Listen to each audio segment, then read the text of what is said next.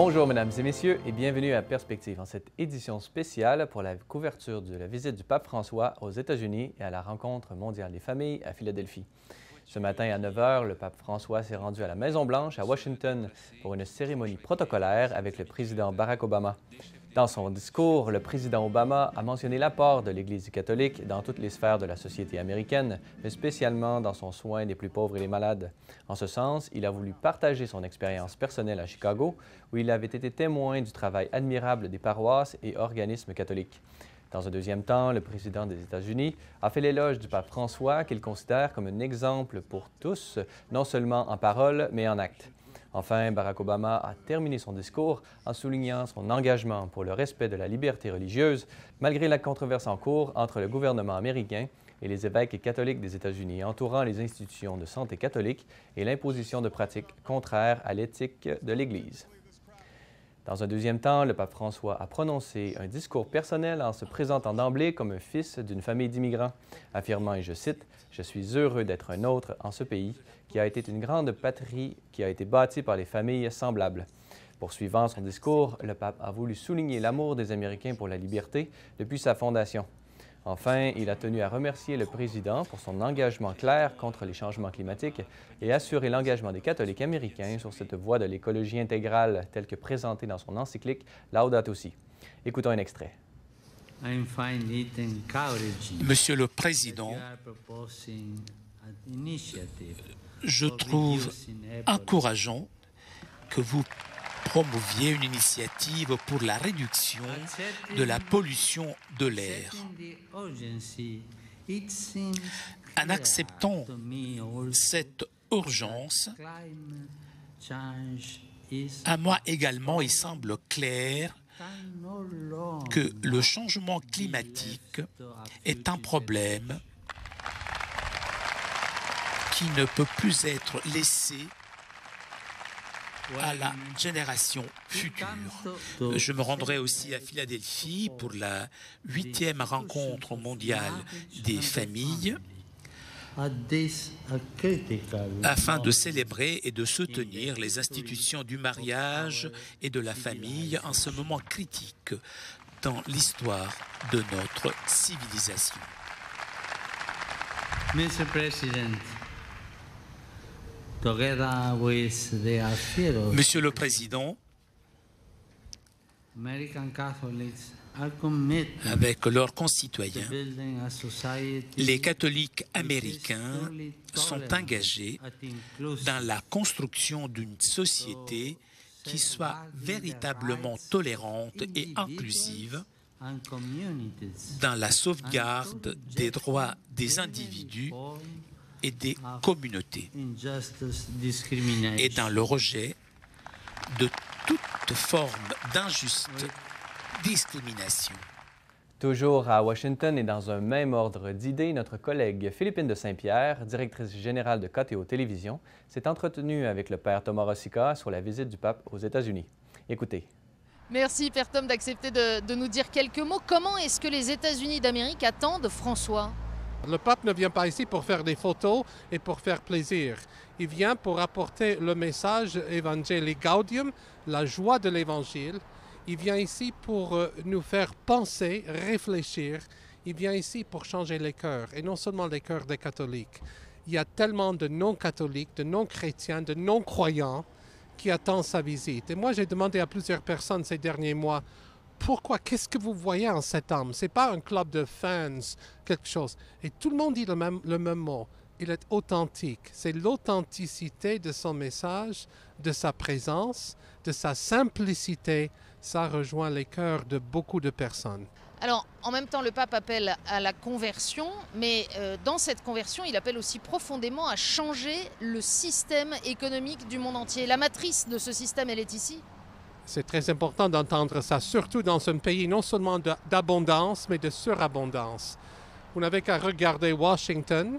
Il y a les côtés de Washington qui sont splendides, magnifiques. C'est un architecte français qui a fait cette très belle ville. Mais à plusieurs rues d'ici, plusieurs quartiers, il y a énormément de pauvreté. En beaucoup de villes aux États-Unis, il y a les pauvres. Alors, il fait réfléchir les personnes sur l'économie. Il appelle le mammon, l'argent, le mammon. Quand nous faisons de l'argent un dieu, c'est très dangereux. Et ça, c'est un message non seulement pour les États-Unis, pour tous les pays du monde. Alors, le pape est prophète. Et tous les prophètes disent des mots qui ne sont pas tout à fait confortables. Le pape fait réfléchir. Il y a des critiques qui disent qu'est-ce qu'il a à dire sur l'écologie. Il n'est pas un scientifique. Qu'est-ce qu'il a à dire sur l'économie? Il ne sait rien de ça. Il connaît profondément l'être humain. Il connaît très bien les difficultés, les tragédies de l'homme. Il connaît les grands défis. Même si quelqu'un dit « mais il n'est jamais venu aux États-Unis », qu'est-ce qu'il a à nous dire? Il a beaucoup à dire parce qu'il connaît l'être humain. Et connaissant l'être humain, il a quelque chose à dire pour changer les cœurs. C'est dans cette disposition que le Congrès des États-Unis l'attend. C'est la première fois qu'un pape va s'exprimer devant cette assemblée qui représente les Américains. Quelles sont les grandes crises? Quel est l'arrière-fond de cette visite? Moi, je dis toujours aux journalistes, quel est l'arrière-fond du monde maintenant? Tragédie, persécution des chrétiens, sang, torture, violence et guerre. Alors arrive avec nous aujourd'hui un homme de paix, un vrai ange de paix, si vous voulez. Il vient avec un message de Dieu. Il vient pour nous appeler à notre plus profond, à notre être plus profond, pour faire réfléchir qu'est-ce que je suis, qu'est-ce que je fais pour rendre le monde plus beau et plus humain. Le pape s'est ensuite rendu à la cathédrale St. Matthews de la capitale américaine pour une rencontre avec les évêques américains.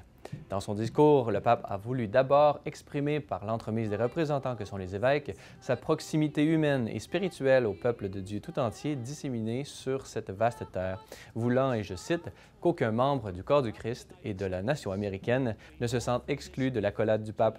Dans un deuxième temps, le souverain pontife a voulu souligner le dynamisme de l'Église américaine dans sa générosité et sa solidarité avec le siège apostolique, ainsi que l'immense effort de mission éducative et des œuvres de charité dont l'Église catholique américaine est garante. Affirmant n'être pas là ni pour tracer un programme, ni définir une stratégie, ni pour juger ou donner des leçons, mais plutôt pour s'exprimer comme un frère parmi ses frères, l'évêque de Rome a exhorté les pasteurs à ne pas regarder vers le bas, enfermés dans l'autoréférentialité, mais toujours vers des horizons de Dieu. Au contraire, a ajouté le pape, les évêques doivent être des témoins et affronter les questions cruciales de notre temps. Enfin, le pape, s'exprimant comme un pasteur venu du Sud, il a offert aux évêques sa recommandation pour soutenir la cause des réfugiés, d'intégrer leurs contributions, de défendre leurs droits, de promouvoir leur recherche de prospérité et de conserver la flamme de leur foi.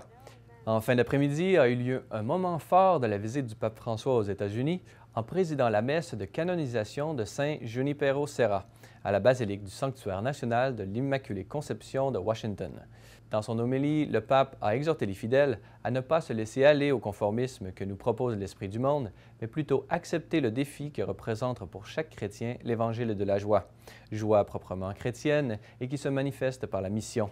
En ce sens, Saint Junipero Serra est un exemple puisqu'il a su vivre ce qu'est l'Église en sortie, cette Église qui sait sortir et aller par les chemins pour partager la tendresse réconciliatrice de Dieu. Il a su quitter sa terre, ses coutumes, il a eu le courage d'ouvrir des chemins, il a su aller à la rencontre de tant de personnes en apprenant à respecter leurs coutumes et leurs particularités. Notez que Saint Junipero Serra, qui est mort au 18e siècle, fut béatifié en 1988 par le Saint-Pape Jean-Paul II.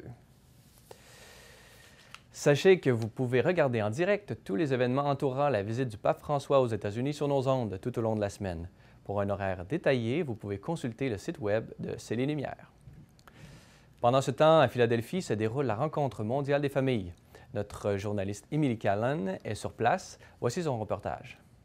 Vous savez, on dit la gloire de Dieu, c'est un être humain vivant totalement.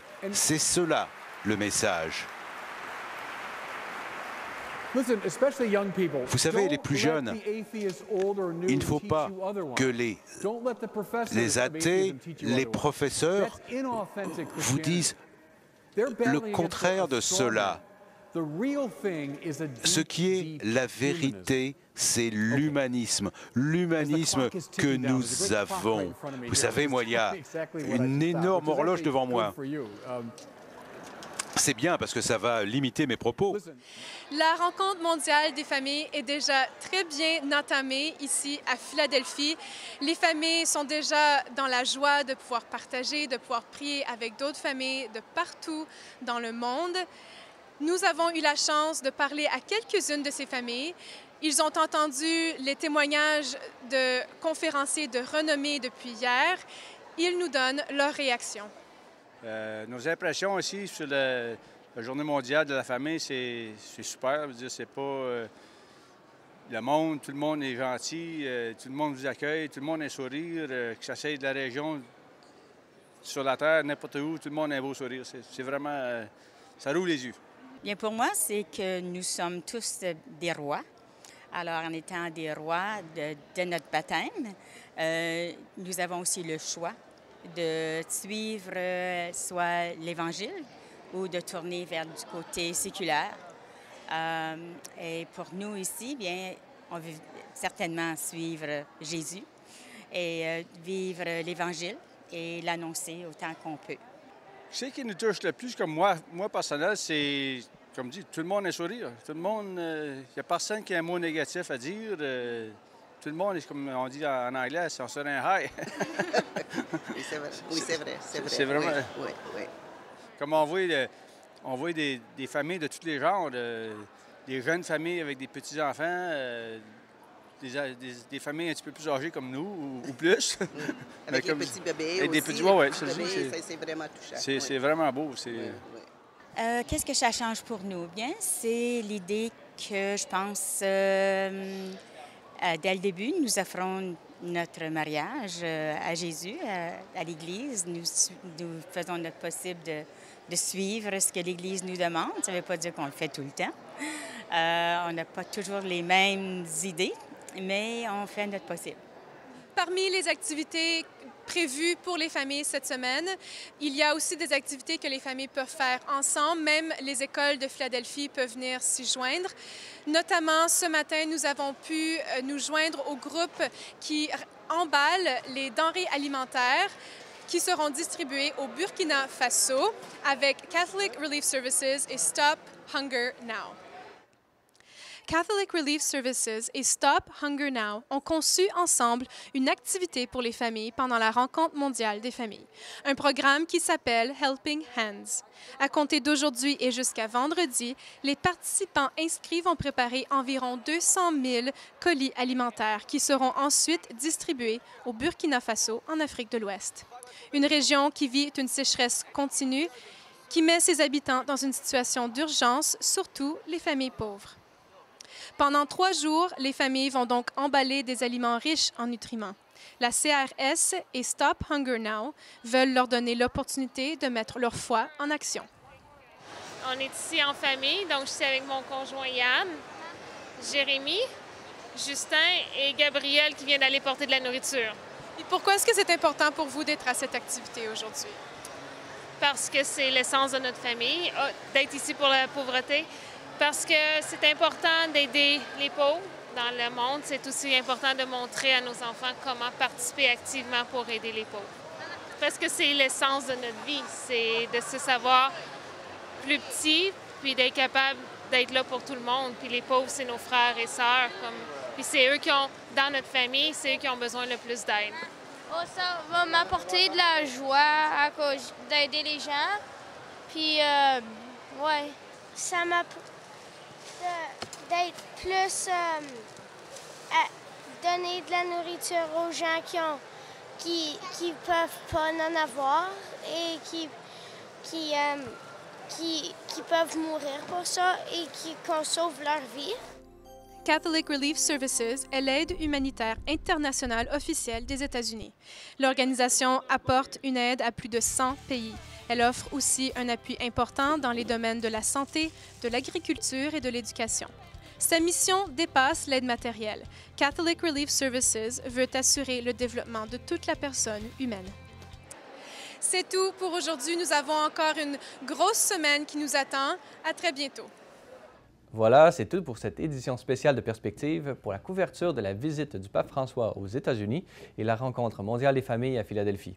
Revenez-nous demain pour la suite de cette couverture historique. Merci d'avoir été des nôtres. Si vous avez des questions ou commentaires, vous pouvez m'écrire à l'adresse qui apparaît à l'écran. À demain.